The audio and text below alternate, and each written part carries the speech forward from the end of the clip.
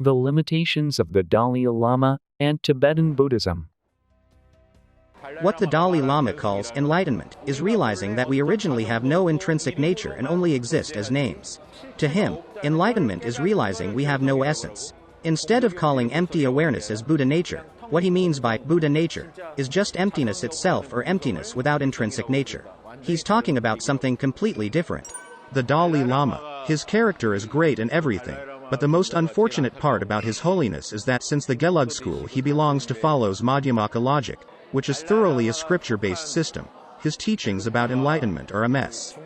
In Tibet, they study Madhyamaka logic for 20 years to master the exoteric teachings, the teachings available to everyone. Then, they say they study the esoteric teachings for the rest of their lives. But even if they study the esoteric teachings, there are so many problems with Madhyamaka in the first place. The Madhyamaka school of thought are teachings that thoroughly deny the existence of an absolute world and only accept the relative world. In other words, they are the school that waged everything on the denial of the true self. Therefore, even within Tibet, it conflicts with schools like Nyingma and Kagyu, which accept the true self. On the Korean wiki and other sites, people wrote that it doesn't conflict. It's all nonsense. Since they can't not respect the teachings of the Madhyamaka school, they fit the descriptions of the Nyingma and Kagyu schools to align with the Madhyamaka school. But the Gelug school of Madhyamaka logic makes different claims than the Nyingma and Kagyu schools. Even the Dalai Lama, he talks about the theory of the Nyingma school and theory of the true self, including concepts like empty awareness, absolute realm, unstained luminous mind, pure consciousness, and Rigpa. But the Madhyamaka school denies the idea that the entire universe came from that spot. The entire universe came from that true self spot? This is non-Buddhist. So even though this theory doesn't align with the Madhyamaka school, since the Dalai Lama can't call the Nyingma and Kagyu schools non-Buddhist, he makes a compromise and says, these can be seen as special versions of the Madhyamaka logic. If that was the case, then Hinduism is also a special version. It's nonsense. It's all just nonsense. Since the Tibetan schools need to achieve harmony within themselves, they're trying to justify themselves in any way possible. However, their core is fundamentally different. Madhyamaka will absolutely not accept that the universe is an appearance of my consciousness, the function of my consciousness. And so the way Madhyamaka scriptures explain this is very abstruse. If something like this appears in the scriptures, they explain it in an abstruse way.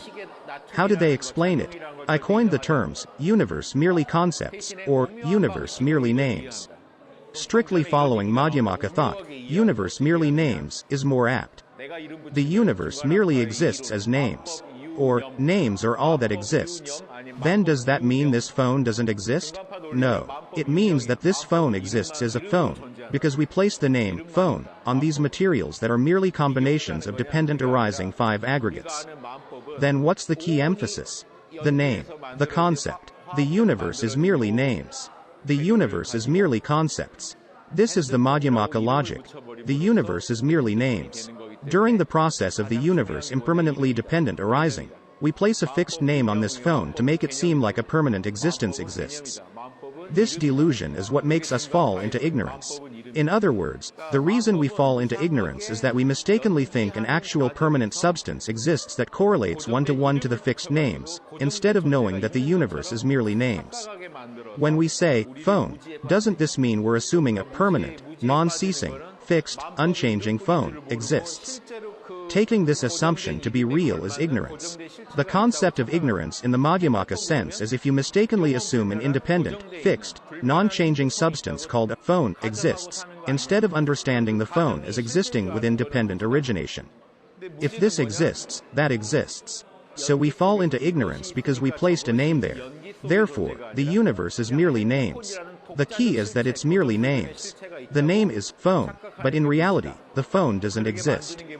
Where could a fixed, non-changing phone exist? If you reason about it, this phone can be entirely disassembled.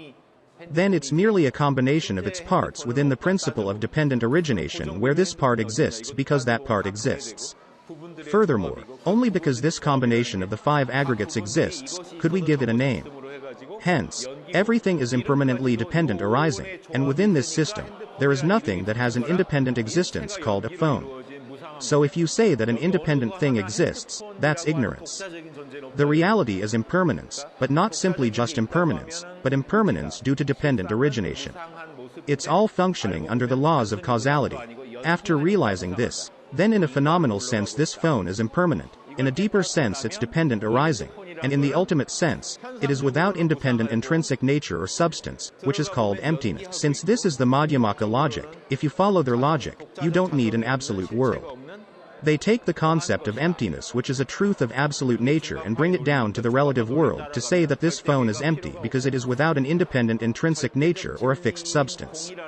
In summary, the phone exists in a phenomenal sense. It exists as an impermanent form. However, essentially it doesn't exist. Why does it not exist? I can make calls with it and stuff, right? But there is no fixed thing called a phone. Therefore, it is empty. Then what do we call this? The universe is merely names. The universe is merely concepts. The reality is that there is no such permanent substance. Now, if we go to the exact corresponding Yogacara school, consciousness-only school, ignorance is defined as thinking that this phone exists independently outside of my consciousness. This is called parikalpita svabhava. It's a slightly different feeling, isn't it? The phone has no independent existence. Why? Because it's the function of my consciousness. This is the key. The premise of Yogacara is already different. Can you see that it's different? There was no need for an absolute world in the previous Madhyamaka logic. Their logic is that everything in the relative world is in a state of flux, changing according to the laws of causality, and there is nothing eternal. In Yogacara, there is already an absolute world, the world of tathata, suchness. Since this phone is created when the world of tathata expands consciousness into the 8th, 7th, 6th, and 5th consciousnesses, thinking that this phone exists separate from my consciousness, is ignorance. This ignorance is called parikalpita svabhava, being attached to conceptually constructing that something independent exists apart from me. Next, realizing that nothing independently exists and everything is the function of my consciousness is called paratantra svabhava. This thing exists because my mind exists. It exists due to dependent origination. So for a moment, the two sides can seem similar. Madhyamaka says, the essence was dependent origination, and Yogacara also says, the essence was dependent origination. But what's the difference? What Madhyamaka means is a mere name was placed during the process of dependent origination. But what Yogacara means is everything is the function of my consciousness. Thus, if we go to the conclusion, the ultimate final form, we arrive at paranispana svabhava. What is paranispana svabhava? The world of tathata, suchness, exists. A world that is whole and real exists. To summarize, these are the trisvabhava, or three nature of things, from a consciousness-only perspective. Firstly, parikalpita svabhava. We fall into ignorance by thinking that a thing independently exists without me. Secondly, paratantra svabhava. In actuality, all things are the function of my consciousness in the work of causality. Thirdly, paranispana svabhava. In the ultimate sense, there is only tathata, suchness, and everything unfolded from this tathata. This Yogacara thought is not one bit different from Nyingma or Kagyu thought. But Madhyamaka denies this theory and instead asserts that this phone is empty in a forced manner. Even though both sides say, I've realized emptiness, the Nyingma school, the followers of the teachings of Padmasambhava, realize the true emptiness of empty awareness. They realize the place of awareness amidst emptiness. On the other hand, the emptiness that the Dalai Lama has realized is that there really is no intrinsic nature. He realizes this by intensely meditating on the idea that there is no intrinsic nature with a focused mind. So even though they both emphasize the simultaneous cultivation of samadhi and prajna, they come to different conclusions about enlightenment. When meditating intensely with a focused mind, thinking that even this meditating mind has no substance and only appears under the laws of dependent origination is what Madhyamaka means by enlightenment. On the other hand, what enlightenment means to Yogacara or Nyingma, Mahayana schools like Huayan, or schools that emphasize the Lotus Sutra like Tiantai, is the realization of the ultimate tathata mind. While these schools realize the place of awareness amidst emptiness called empty awareness, the Madhyamaka school really just realizes emptiness itself. They realize empty nature, sunyata. Because of this difference, no matter how much the Dalai Lama travels the world to spread his teachings, in the end, all he talks about is the relative world is impermanent. It is dependent arising. Therefore we must help each other. We must be compassionate. He only explains it this way. He is unable to teach directly, like Nyingma, Kagyu, or Zen Buddhism, about how the entire universe came from empty awareness, the intrinsically enlightened true mind, the pure luminous mind, the mind of primordial energy, original mind, the empty but luminous unborn wisdom. He is unable to directly say that this spot is bodhicitta and how this spot is the root of our conscience and six paramita. So what the Dalai Lama calls enlightenment is realizing that we originally have no intrinsic nature and only exist as names. I'm a human, or I'm me, exists. To him, realizing that we have no essence is enlightenment. What he calls nishvabhava, no intrinsic nature, is how nothing permanent exists, which is also what he calls sunyata. The realization of this is what he calls enlightenment. Since you can become the Buddha if you realize this, he also calls it Buddha nature. Instead of calling empty awareness as Buddha nature, what he means by Buddha nature is just emptiness itself or emptiness without intrinsic nature. He's talking about something completely different. In many of his books and lectures, the Dalai Lama even went as far as to use his theory to explain Zen Buddhism by saying, I suspect what Zen Buddhism means by Buddha nature isn't a permanent, non-ceasing mind, but rather no intrinsic nature. In this case, then we all become screwed. Although I really respect the character of the Dalai Lama, because he didn't know enlightenment, even after lecturing and preaching for such a long time all across the world, he wasn't able to produce any actually enlightened persons. Any real bodhisattvas who are bursting with bodhicitta aren't being produced, because of the limitations of the Madhyamaka logic. Madhyamaka is a school that ultimately emphasizes theory. It's not like they don't meditate, but since theory comes first, since concepts precede experiences, ultimately they can't truly understand enlightenment. I wanted to say something along these lines. This is why when you listen to the contents of any of the Dalai Lama's lectures, the teachings about enlightenment are always missing. Actual self-evident understanding of absolute bodhicitta or the pure luminous mind is missing.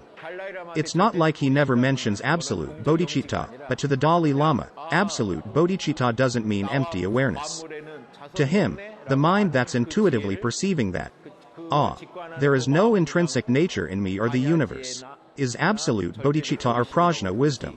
He never precisely emphasizes the absolute awareness that actually transcends space and time. He views all forms of consciousness, whether it be the true self or the absolute awareness that transcends space and time, to be dependent arising and to be impermanent. This confusion arises when the Madhyamaka teachings that nothing exists that isn't impermanent clashes with these teachings of the absolute. So when you listen to the Dalai Lama's lectures, he speaks out of both sides of his mouth. It says that the pure luminous mind of the Nyingma school, that mind of empty awareness, transcends space and time, has never been born, and is beyond the laws of causality. But nothing exists that's free from dependent arising. This is the Madhyamaka logic. But this doesn't mean Madhyamaka denies this side. He says this and then just moves on. He always just glosses over this. He never directly distinguishes these two contradicting sides and explains how they head-on collide. I couldn't find it in any of his lectures or his works. He always vaguely glosses over this. This is what I think the problem is. The problem is the Dalai Lama's Madhyamaka logic. The problem is the Gelug school that places Madhyamaka as the most supreme teaching. The problem is the fact that the Gelug school is leading Tibetan Buddhism. Although there must be various circumstances for that. Lastly, the fact that the Nyingma and Kagyu schools are unable to emphasize the pure true self, even though Padmasambhava himself called it true self, is truly unfortunate.